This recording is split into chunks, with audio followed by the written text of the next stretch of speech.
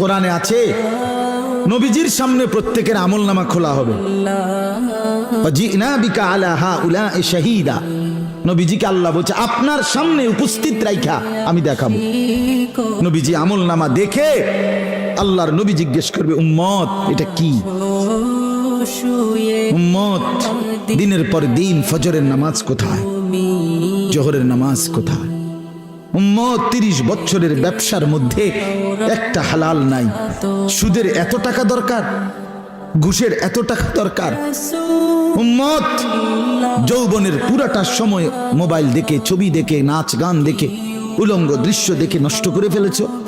আজ আমি কিসের সুপারিশ করব উম্মত? আমি এটা নিয়ে আমার আল্লাহর সামনে কেমনে দেখাবো? আমি কিভাবে বলবো?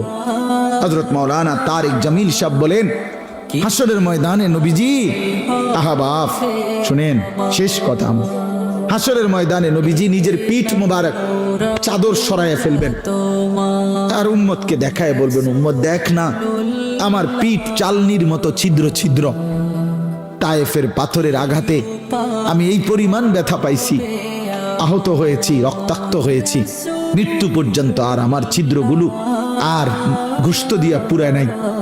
আমি এই ছিদ্র নিয়েই কবরে আসছি।